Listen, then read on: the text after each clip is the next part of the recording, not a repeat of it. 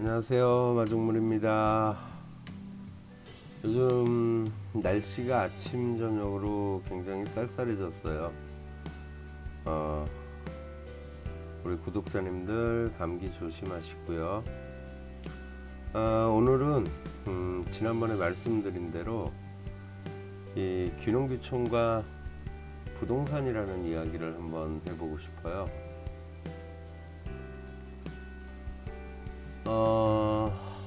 제가 귀농귀촌을 결심하고 그리고 이 농촌 사회로 들어온 게 2017년도 생각을 2016년도 말경에 좀 생각을 가지다가 2017년도에 귀농을 하게 됐는데 지금까지 제가 농한기 때 이 유튜브를 시작을 하면서 그랬죠. 제 사연을 먼저 좀 소개를 해드렸었죠. 그래서 가장 첫 번째 이야기는 당신은 왜 귀농귀촌이란 생각을 하게 되었는지, 저는 이래서 귀농귀촌을 생각하게 되었다, 이제 그런 얘기들을 하면서 저 같은 경우는 자영업에 실패를 하고 제가 가지고 있던 모든 걸 다 잃고 현금 50만 원을 자본으로 해서 이 귀농 결심을 하게 됐어요. 나이 50이 다 돼서 50만 원 갖고 시작하는 새로운 인생이 되었는데, 이 사람들이 그런 거 있잖아요. 내가 직장 생활에 아무런 불만이 없고 내가 지금 살고 있는 그 거주 환경에 아무런 불만이 없고 문제가 없다라고 그러면 굳이 왜 낯설은 환경, 알지 못하는 도시에서의 인생을 계획을 할까요? 이 귀농귀촌에 대한 관심이 높다는 것은 그만큼 뭔가 사람들에게 불안 심리를 주고 있다라는 거거든요. 사람들이 불안 심리라는 건 결국 의식주, 가장 기본적인 먹고 자고 입고. 하지만 요즘 옷을 못 입고 춥고 헐벗은 사람은 없다 보니까 나머지 문제는 그거죠. 뭘 해 먹고 살아야 되나? 나는 어떻게 내 가족을 어떤 보금자리를 가져야 하나. 결국은 먹고 사는 일과 내가 안락함을 누릴 수 있는 집이라는 얘기거든요. 이 두 가지 욕구만 충족이 된다라 그러면 굳이 우리가 이동을 하면서 살 필요는 없는데, 저도 2016년 그 자영업을 운영하던 당시에 굉장히 좀 불안 요소가 많았어요, 사회적으로. 그리고 모두가 그때 당시에 힘들어 했었는데 그런 거였죠. 왜 이렇게 사는 게 어렵고 힘들죠? 왜 이렇게 장사가 안 되죠? 그런 질문을 할 때, 많은 사람들이 되게 쉽게 대답을 했어요. 부동산 경기가 안 좋아서 그렇대. 건설 경기가 나빠서 돈이 돌질 않는데. 그런데 제가 운영하던 소매 자영업하고 몇 억이 오고 가는 부동산 거래하고 무슨 상관이 있냐는 거죠, 제 생각은. 많은 사람들이 대답은 쉽게 하지만 결국 그거와 제가 하는 일의 연관성에 대해서 설명을 해주는 사람이 아무도 없더라는 거죠. 저는 그때 그래서 시간이 되면 그런 거에 대한 나름 공부를 좀 해보게 됐습니다.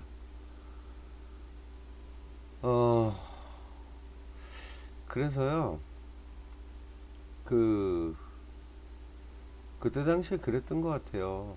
어떻게 빚을 좀 더 내갖고 이 고비를 좀 넘겨볼까.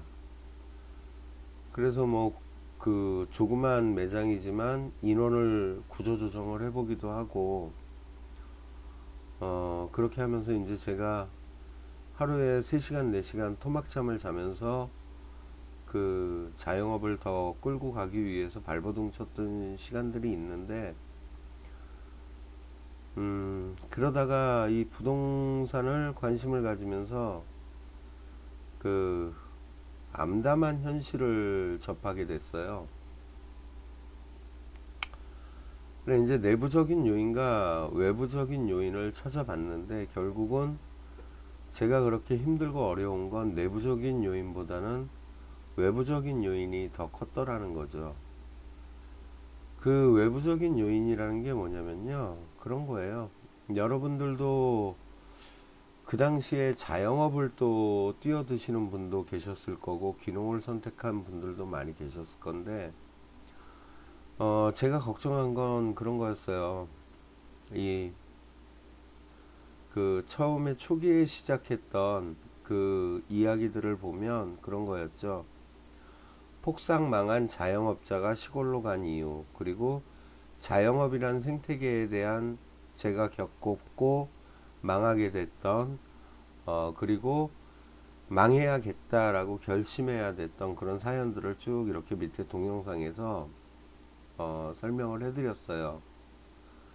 그래서 귀농, 창업, 자영업, 창업 조심해서 하자 하는 내용들을 쭉 그 1월달, 올해 1월달쯤이죠. 1월달, 2월달 농한기 때 이렇게 그 영상을 좀 만들어서 올리고, 그리고 지금 이제 바쁜 농번기는 좀 끝나고 시간이 잠깐 날 때마다 제가 업데이트를 하고 있는데, 이런 걸 공부하면서 되게 무서운 생각이 좀 들었어요. 제가 조금씩 알아가다 보니까요. 그래서 이제 어떤 무서움을 알았냐면 그런 거예요. 이때 2016년도, 17년도 당시에 굉장히 큰 그 분노를 일으켰던 그 이야기 중에 하나는 어떤 게 있었냐면요. 국민을 개돼지에 비유한 그런 사건이 하나가 있었어요. 그래서 많은 사람들이, 많은 서민들이 분노했었는데,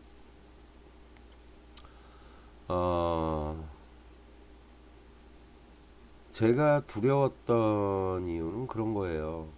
어떤 큰 돈을 움직이는 사람들이 어떤 큰 돈으로 세상의 흐름을 만들어 간다는 그런 생각이 들었어요, 문득. 그래서 그 돈을, 큰 돈을 가지고 서민들의 살아가는 모습들을 기획을 하는 사람들에 의해서 우리 돈이 없고 경제력이 부족한 서민들이 끌려가는 듯한, 그들이 기획한 세상을 살아가는 듯한 느낌을 받은 게 뭐냐면, 그런 거 있어요. 제가 처음에 얘기했던 먹고 사는 문제인데, 많은 청년들이 취업문이 좁아져서 직장을 얻지 못하고 그 직업에 대한 그런 위기의식을 느끼는 것도 아마 그 시점부터 시작이었던 것 같고요. 그러면서 이제 뭐 금수저, 흙수저 얘기들이 많이 나왔던 것 같아요. 그 다음에 또 하나는 뭐냐면, 기업의 구조조정으로 인해서 직장에서 떠밀려나야 했던 사람들이죠. 그 사람들이 결국은 알지도 못하는 자영업 생태계에 뛰어들게 되었고, 그 자영업 생태계에서 힘겨워서 빠져나오는 사람들을 보충해주는 그런 순환구조가 생겼고, 그리고 그마저도 살 수 없는, 도심에서 삶을 유지하지 못하는 사람들은 결국은 귀농귀촌을 선택하고 다른 것들을 선택하는 그런 그 기획된 모습이라는 생각을 그냥 저는 그런 느낌을 받았어요. 그리고 그게 좀 무섭다는 생각이 들었어요. 그리고 그렇게 움직이는 사람들이 결국은 아 그렇게 몰려가는 사람들을 개돼지라고 생각하고 부를 수 있겠구나, 그런 표현을 쓸 수가 있겠구나 라는 생각을 좀 해봤습니다. 자, 그렇다고 할 때 그들이 가장 원하는 건 무엇일까요? 그들이 가장 손쉽게 돈을 벌 수 있는 그런 것들은 뭐가 있을까요? 그리고 그렇게 기획을 하면서 얻을 수 있는 그런 것들이 뭐가 있을까요? 그래, 이제 부동산이라는 거예요. 가장 손쉽게 돈을 벌 수 있고 가장 빠른 효과를 볼 수 있는 게 부동산과 또 그 부동산에 대한 건설, 그런 생각을 좀 해봤고요. 그리고 뭐 시끄러운 뉴스들이 나오면 그런 거하고 또 연관이 없지도 않았고요. 그래서 제가 이 귀농 초기에 조심합시다 했던 그 농한기 때 만들었던 그 이야기들 중에 하나는 뭐냐면 기획부동산이라는 거죠. 자, 제가 이제 큰 돈을 움직이는 사람이라고 얘기를 했는데 그런 거예요. 어, 뭐냐면 항상 몇 년을 먼저 앞서가요, 그 사람들은. 그래서 집값을 투기를 유도를 하고, 그래서 아파트 값이 많이 오르고,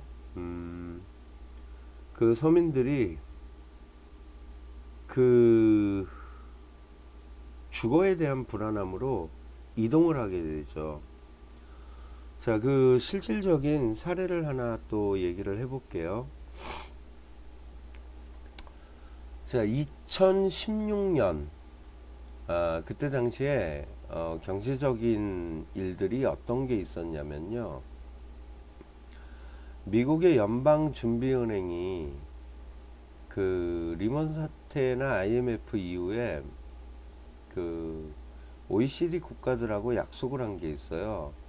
그 리먼 사태 때 금융의 연쇄 부도 이후로 금리를 올릴 때는 그 충격 완화를 위해서 0.25%씩 끊어서 서서히 이렇게 올리는 걸 국가끼리 약속을 했는데, 저희가 2016년도 당시에는 그 금리가 벌써 두 차례 세 차례 인상이 되던 그런 시기였어요. 그러면은 우리나라의 금리가 보통 3%에서 4% 정도 되는 게 정상이라는 그 경제학자들의 얘기가 있었는데, 그때 당시에 일어난 그 일은 뭐냐면 금리를 1%로 낮춰줬어요. 1%로 낮춰주면서 내 집 마련의 기회다 라고 해서 수도권 외곽의 3기 신도시라고 그래야 되나요? 굉장히 많은 아파트가 분양이 되고 건설이 되고 있는 그런 시점이었어요. 그래서 저는 외부적인 요인을 확인을 했던 게 뭐냐면, 제가 제가 이렇게 있었던 그 지역에서 실질적으로 거기에서 불과 거리가 얼마 안 되는 지역에 대단히 아파트 단지가 두 개의 도시에서 진행이 되고 있었고, 그래서 제가 확인해 본 건 제가 가진 상권에 그 지역의 인구 이동을 봤어요. 그랬더니 많이 신도시를 향해서 빠져나가는 모습을 확인을 할 수가 있었습니다.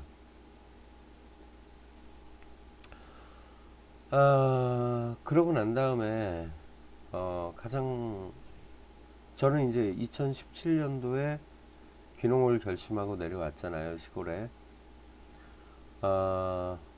제가 느꼈던 건 그런 거예요. 이 부동산을 전혀 문외한인 상태에서 하나씩 하나씩 공부를 하다 보니까 분양으로 인해서 인구가 유출이 된다라는 사실을 알았는데 좀 더 공부를 해보니까 어마어마한 그런 자료를 하나 보게 됐어요. 제가 그 자료가 뭐냐면 이런 겁니다. 여기 보시면 경기 지역 입주 물량 보기 그래갖고 엑셀 파일이 하나 있는데, 자 이걸 좀 확대를 해볼게요. 이 공부하는 엄마라는 개인 블로그에 그 기재가 돼 있는, 이게 2016년도 말경에 올라온 그런 그 내용이었는데, 제가 그러니까 한참 자영업을 해야 되나 말아야 되나 고심하던, 가장 머리가 아팠던 그 시점에 이걸 보게 됐는데, 다가올 2017년이, 그러니까 2016년 당시가 아니라 2017년에, 그러니까 그때 당시에는 내년 후년이 되겠죠. 그 경기도 일대에 입주를 시작하는 아파트 물량이 이렇게 엑셀로 정리가 되어 있는데, 그게 뭐냐면 여기서 색깔을 한번 보고 말씀을 드릴게요. 자, 예상 수요 대비 입주 물량입니다. 그 지역에 필요한 수요 대비해서 실제 건설이 되고 있는, 분양이 되고 있는 입주 물량이 수요 대비 공급 비중이 몇 프로냐는 거죠. 그래서 봤더니 이 하얀색이죠. 하얀색과 빨간색, 이 빨간색은 그나마 안정적이라는 거죠. 그리고 이 하얀색부터 위험 부담이 늘어나기 시작하는데요. 자, 보여드릴게요. 성남시 같은 경우는 수요 대비 공급 비중이 58%가 2017년도고요. 그 다음에 입주되는 물량입니다. 2018년에 가면 충격을 좀 덜 먹죠. 11%니까. 자, 100% 미만인 이런 도시들은 사실상 자영업이나 인구 이동이 그렇게 많지 않았을 겁니다. 여러분들이 그 통계청에 들어가서 확인을 해 보시면 돼요. 안양시, 부천시 같은 경우도 그 아파트 공급으로 인해서 큰 데미지가, 사실상 이분들은 2016년도, 17년도에 경기가 왜 이렇게 힘들어, 장사가 왜 이렇게 안 되라는 그거를 피부로 잘 와닿지 못했을 지역들이 이렇게 빨간색들일 거예요, 아마. 반면에 이제 뭐냐면은요, 이 오산시 같은 경우 있잖아요. 자, 이 오산시가 수요 대비 공급 비중이 이렇게 595%까지 올라오면, 이 오산시와 인접해 있는 도시에서 오산시로 인구가 유출될 수 있는 그런 도시면 어디가 될까요? 수원 같은 곳이 되겠죠. 수원 같은 곳은 뭐 수원이나 용인 지역 그런 데는 상대적으로 이제 도심이 먼저 생겼고, 그리고 좀 도시화가 많이 진행된, 집값이 어느 정도 상승세에 있는 그런 지역이 되겠죠. 그런 지역에서 자영업을 하시던 분들은 오산시로 인구가 유출이 되는 거를 절실하게 아마 느끼게 되셨을 거예요. 자, 하남시 같은 경우는 800%입니다. 그러면은 이 하남시와 인근에 있는 수도권 지역, 그런 지역은 굉장히 타격이 크다는 얘기죠. 이거를 확인하는 순간 저는 절벽 앞에 서 있는 기분이 들더라고요.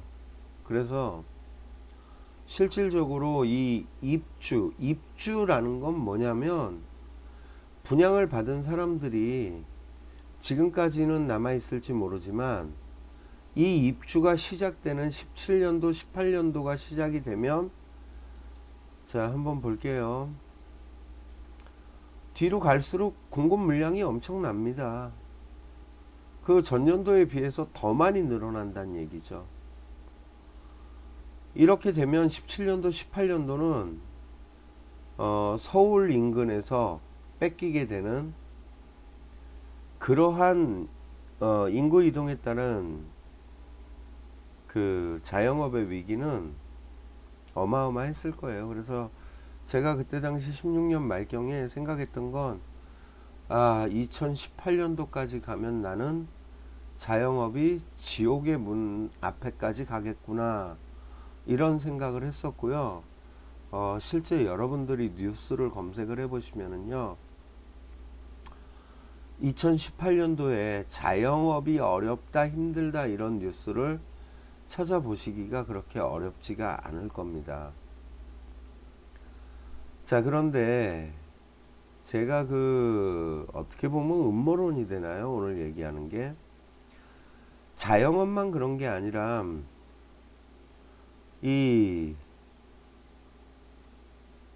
귀농귀촌 인구에 대한 얘기도 좀 해보고 싶어요. 이 자영업 생태계와 귀농귀촌 인구의 증가가 어떻냐는 거죠. 그럼 이 2017년도와 18년도에 제가 알기로는 이 2017년 18년도 두 해년 동안에 역대 최대의 귀농귀촌 인구가 발생이 됐을 겁니다. 물론 그 역대 최대 인구 중에 하나도 저죠. 그래서 저는 그런 무서움을 가졌다는 얘기가 그겁니다. 어떤 큰 돈을 움직이는 사람들이 만들고 기획하는 세상 속에 내가 끌려갈 수밖에 없는 삶을 살고 있구나, 나를 개돼지로 밖에 취급할 수가 없겠구나, 그런 무서움을 좀 느꼈던 시간이 2016년 그해 겨울이었던 것 같아요.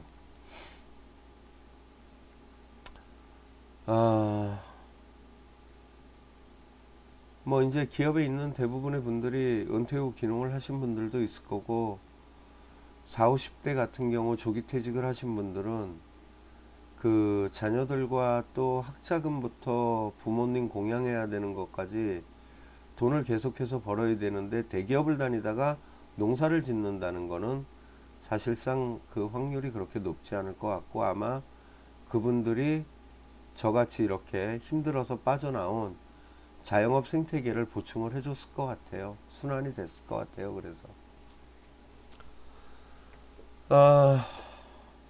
그래서 제가 그 동영상 중에 그런 얘기도 한 게 있어요. 이렇게 큰 돈을 움직이는 사람들이 이미 그 아파트 집값에 대한 붐을 일으키기 전에 먼저 가서 다 준비를 해놓고 기다리고 있다가, 이게 매스컴을 통해서 공론화가 되고 이슈가 되면 그 뒤늦게 그 사람들이 쫓아오게 되죠. 그때 이미 먼저 시작한 사람들은 많은 시세 차익을 남기고 한 발 뺀 상태고요. 귀농귀촌 역시 마찬가지입니다. 미리 사놓은 땅을 아파트가 끝나고 난 다음에 그 다음에 상가나 오피스텔 글로 정리를 끝내고, 그 다음에 시골 땅, 거의 동시에 동시에 일어나겠죠. 그러한 일들이, 부동산 투기에 관한 일들이요. 그리고 역대 최대의 관심가 한번 볼까요? 자, 이게 한국농촌경제연구원에 올라온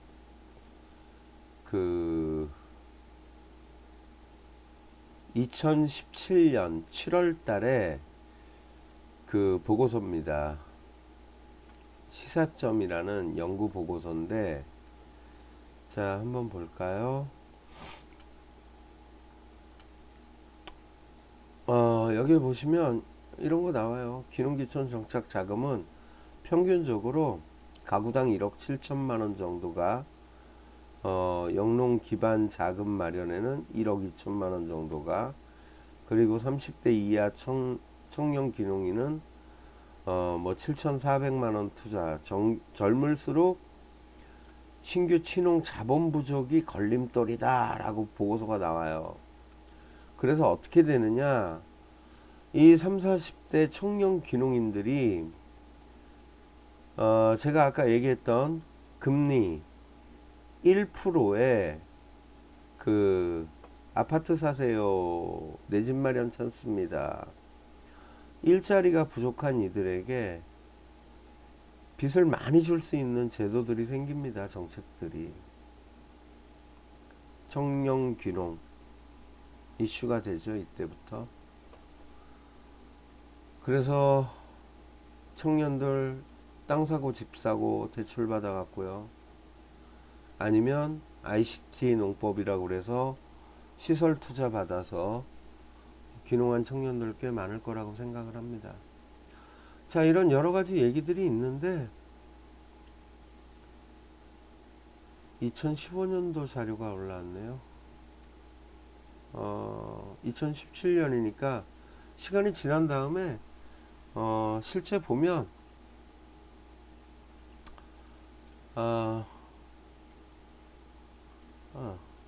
여기 보시면은 집사란 얘기죠.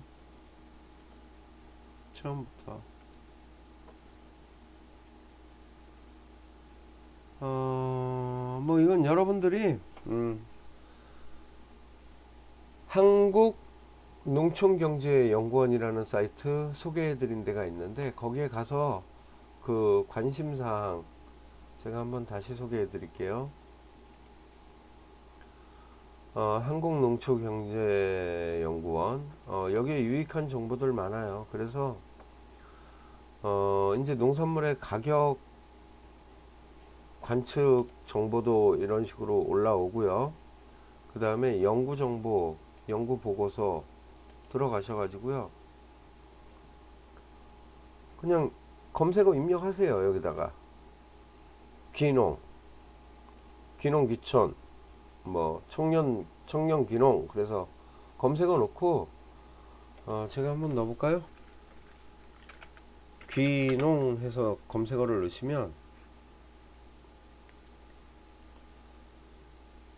이런 식으로 보고서들이 쭉 올라옵니다. 성공 사례부터 뭐 진단 평가 보고서 이렇게 해서 여러분들이 한번 확인을 한번 해보세요. 조회수 보세요. 아주 뭐 귀농귀촌 관심들 엄청납니다. 5만 회가 넘어요. 그죠? 근데 이 귀농귀촌 이거 말고요. 다른 보고서 보면 자, 예를 들어서 귀농 말고요. 고추농사 이렇게 한번 쳐볼까요?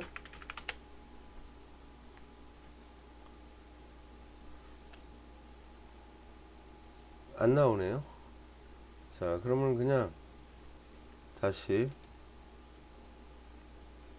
여기죠. 그냥 고추 하고 쳐볼게요. 자, 그러면은 이렇게 고추에 대해서 보고서가 나오는데 보세요. 10만 회 넘어가는 보고서가 없어요. 14,000. 진짜 많은 게 이거 보세요. 농산물 수급 조절, 실태화 개선 과제. 이 뭔가 이건 대형 유통을 움직이는 사람들이 그만큼 더 많이 봤다는 얘기겠죠. 아니면 건고추 수입, 건고추 산업 실태 개선 과제 이런 거는 누가 봤을까요? 우리나라 지금 고추의 상당 부분이 자급 생산이 아니라 제가 왜 고추 농사를 전문적으로 할 겁니다 라는 그 보고서 보면 거기에도 나오거든요. 그래서 제가 볼 땐 수입에 관련된 사람들이 조회수가 많았던 것 같아요. 자, 그래서 이렇게 관심 있게 보고서들 찾아서 보시고요.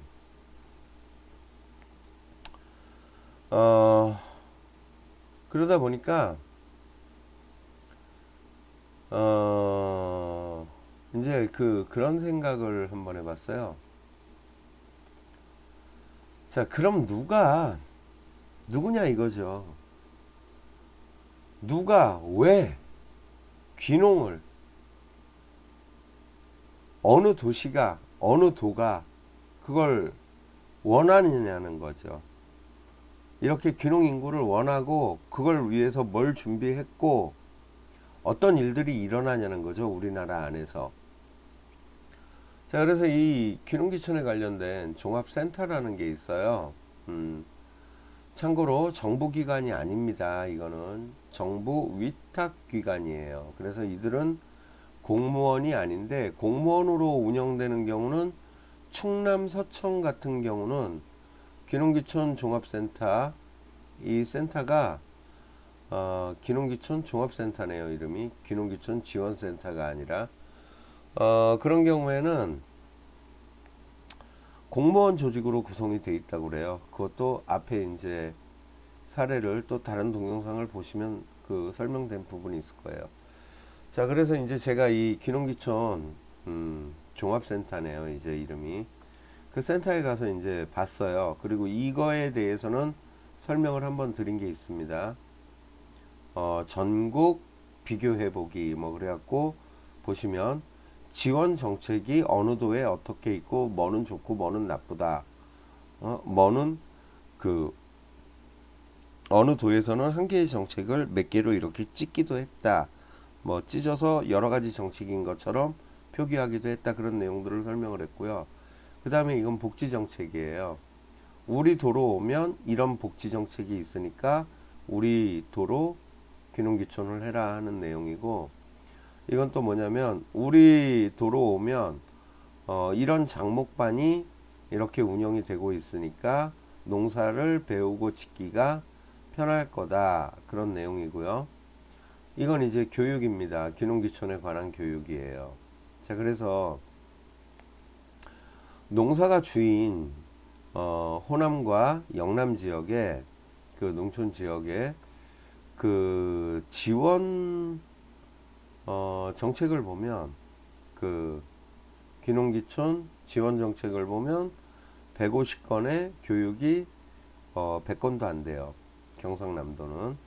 그리고 경상북도 같은 경우는 우리나라 밭농사 재배 면적이 가장 넓은 지역이 경상북도입니다. 생산 재배 면적이 밭작물은 경상북도가 제일 높고요.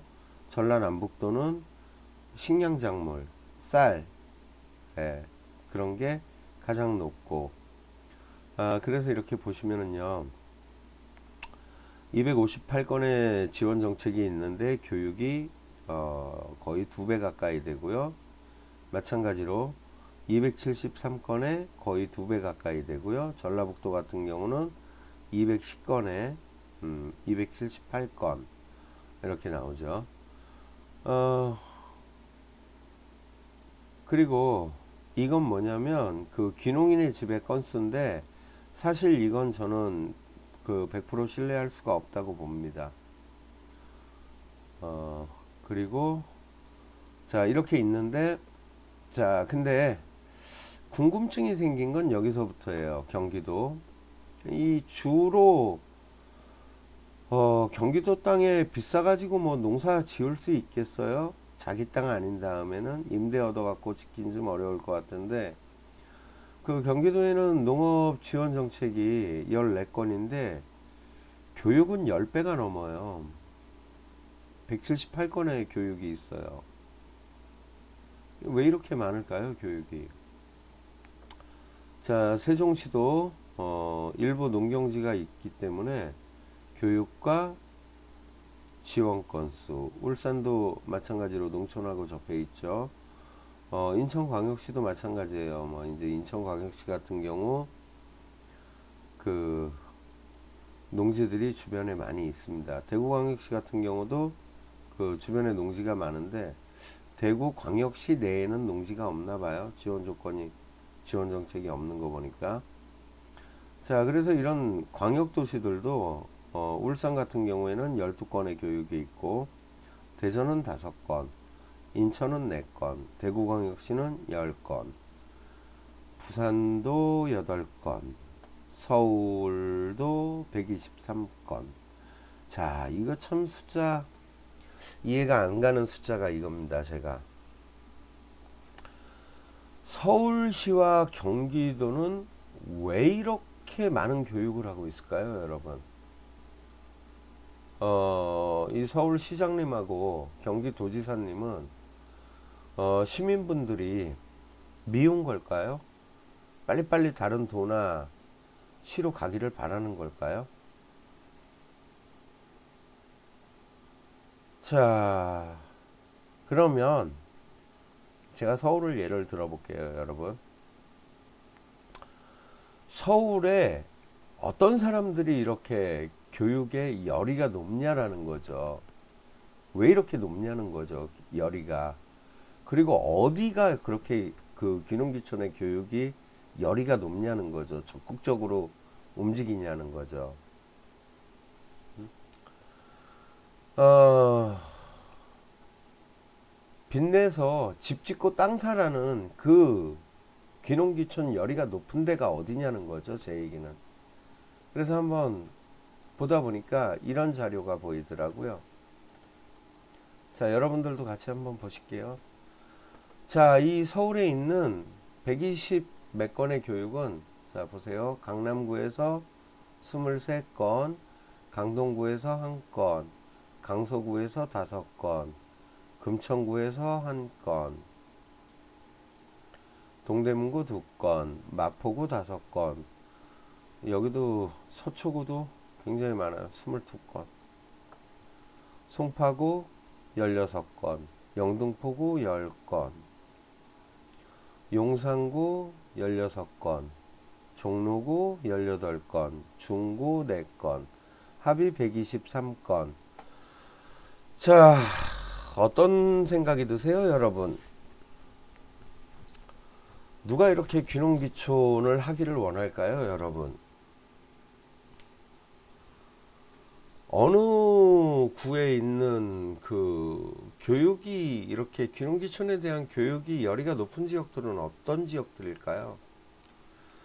자, 그 이후의 생각들은 우리 구독자 여러분들의 생각에 맡기도록 하겠습니다. 자, 그리고 시골에 빈집이 있는데 없어요. 시골에 빈집이 있는데 눈에 보이는데 없어요. 그리고 우리나라에 집이라는 게요, 이렇습니다, 여러분. OECD 국가 기준 주택 보급률이 한번 볼게요. 한국 주택 보급률 100%가 넘는데 왜 집이 없을까요? 도심에는. 시골에는 빈집이 눈에 보이는데 왜 없을까요?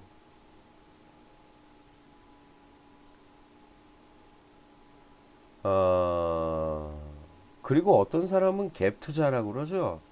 뭐 아파트 300채, 그죠? 뉴스에서 본 적 있죠? 600채, 그것도 젊은 사람들이요. 그렇게 해서 피해 사례를 났는데, 제가 공부해 본 바로는 우리나라가 OECD 국가 기준으로요, 민간 주택 부분은 보급률이 120%까지 100%가 넘어갔다는 그런 거를 어디서 본 것 같고요. 그 다음에 이제 부족한 거는 공공임대주택 부문이 OECD 국가 기준에 미달한다는 얘기를 들었어요. 그런데 지금 뉴스를 보니까 2025년까지는 공공임대주택을 240만 호를 해서 OECD 평균을 넘기겠다. 그러면 이제는 우리나라가 어떻게 되느냐? 사람보다 집이 더 많아집니다. 이제 곧. 그래서 제가 부동산 전문가는 아니고요. 저는 어떻게 그 부동산에 대한 공부를 했냐면요. 제 유튜브에 들어가시면은요. 제가 2016년도 뭐 부동산과 경제에 대해서 좀 알고 싶어가지고 도봉 박홍기라는 그 전기공학 관련된 교수님 방송인데 굉장히 부동산이나 경제에 해박한 지식을 갖고 있어요. 그래서 이분도 이분을 통해서 여기 보시면 나오네요. 2021년까지 임대사업자 대출 투입. 이 제목도 보면 좀 강하잖아요. 그래서 그 부동산 업자들한테 공격을 굉장히 많이 받아요. 이번 이 동영상들이. 그리고 좀 굉장히 자극적이에요. 이런 뭐 경제 방송을 하는데 그리고 또 하나는 뭐냐면은 이분이 각 기관에 그 링크를 걸어줍니다. 어떤 보고서는 어떤 기관에 가서 어디를 뒤져보면 나오고 그 각 기관에 나온 보고서를 토대로 강의들을 많이 해요. 그리고 전문 지식을 자기가 알고 있는 전문 지식을 많이 이제 알려주고, 사실상 저도 그 뉴스레터 보는 습관이나 기관의 연구 자료를 뒤져보고 제 스스로 공부하는 방법을 터득한 게 이 박홍기 경제방송이라는 이분 방송을 보면서부터 그런 습관들이 이제 제 몸에 밴 것 같아요. 그래서 제가 근거 없는 소리고 전문가도 아니고 그런데 이런 거죠. 경제가 궁금하시면 경제 국가에서 운영하는 한국개발연구원이라는 이런 데 가서 경제 공부하세요, 여러분들이. 그러면 뉴스레터 신청하셔서 주기적으로 받으시든가. 그래서 이렇게 경제 공부하시고요. 그럼 아까 제가 얘기했던 국제금융센터라는 기관도 있어요. 거기에서 보시면 금리 변동사항이라든가 그런 것도 확인하실 수가 있어요. 제가 뭐라고 그랬죠? 국제금융센터라고 그랬나요?